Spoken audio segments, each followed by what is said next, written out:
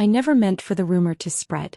Honestly, I was just tired, hungry, and slightly irritated at the fact that my boss, the famously untouchable CEO Elio Ward, had rejected yet another woman who tried flirting with him. So, during lunch when my coworkers leaned in and whispered, "Why does he hate women?" I rolled my eyes and said the joke that would come back to bite me. "At this point, guys, the CEO must be gay." They laughed. I didn't.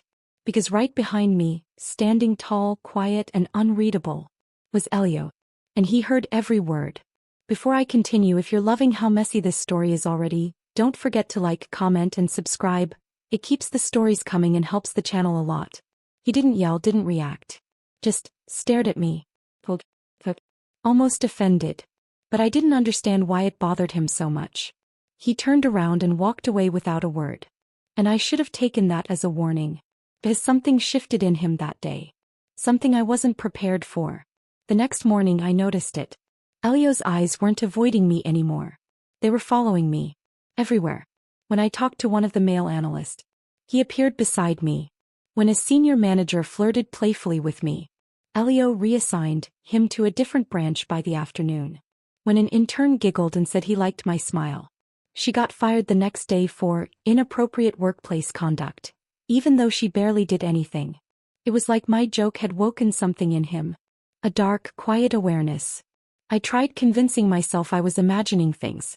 But then he started making me stay late. Not for work. For no reason at all.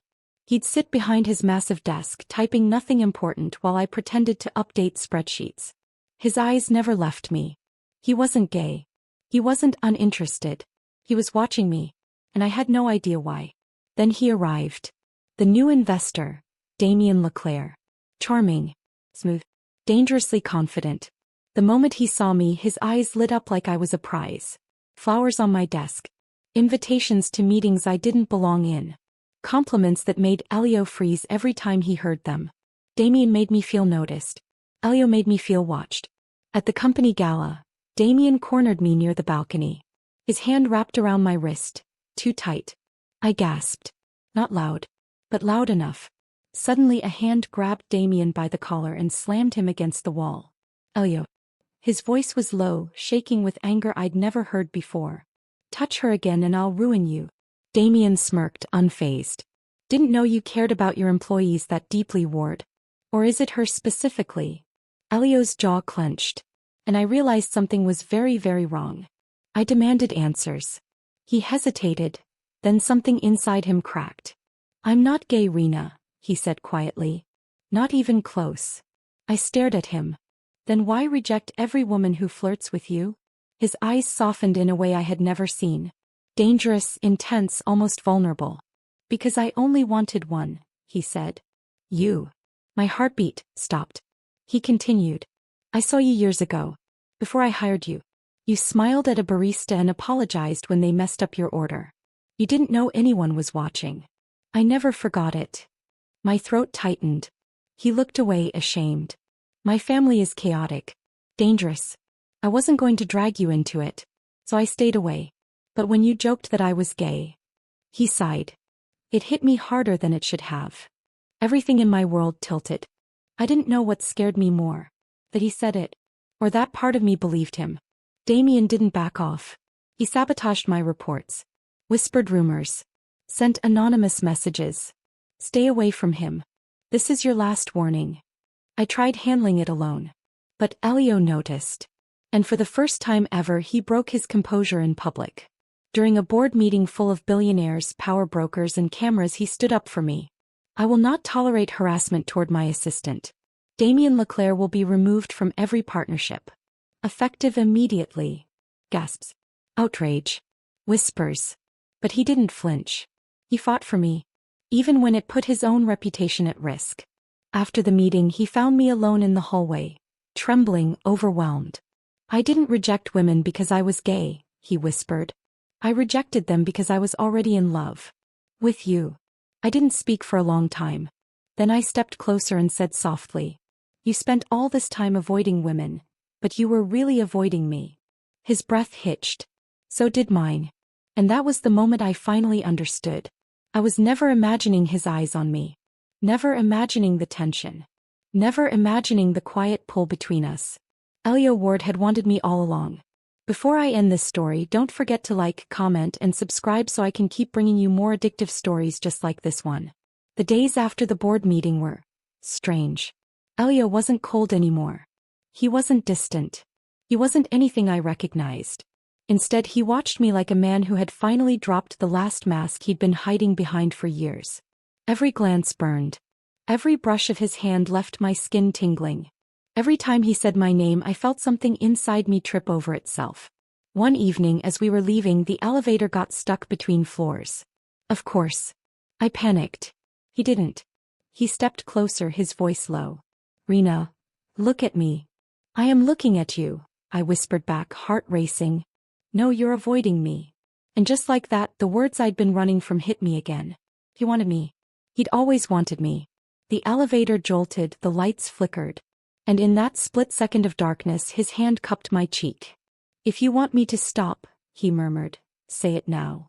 I didn't. I couldn't. So he kissed me. And I swear, my knees almost gave out. Damien didn't disappear quietly. Someone leaked confidential files to the press. Someone sent reporters after Elio. Someone placed a photo of us in an envelope on my desk with a threatening note. "You're only safe if you stay away from him." I confronted Elio immediately. He grabbed the envelope, jaw tightening. "This is my fault," he said darkly. "I should have ended Damien years ago." That was the first time I sensed the side of him he'd been hiding. A dangerous one. "I'm not leaving you," I told him. His eyes softened in a way that almost broke me.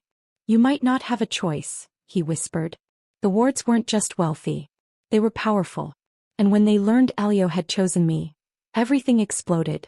His mother called me into her office without him. "You are a beautiful girl," she said gently. "But you don't understand the danger that comes with loving my son." I froze. Danger. Yes. People don't attack Elio directly. They attack the people he loves.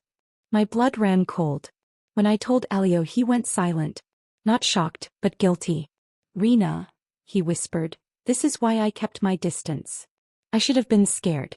But all I felt was something stronger. Determination. Damien set his final plan in motion. A fake meeting. A fake invitation. A real threat. He cornered me in the underground parking lot, fury in his eyes. "You ruined everything," he hissed. "He threw me out because of you." He stepped closer. I stepped back. And just when I thought it was over, Elio appeared behind him like a shadow made of steel. He didn't shout. He didn't threaten. He simply said, "Touch her again and you'll disappear long before the police ever find out." Damien paled. And for the first time I saw the real Elio Ward. Not the CEO, not the cold boss. But the man who would burn down the world to protect me. Damien was arrested. The threat stopped. The world calmed down. But Elio didn't.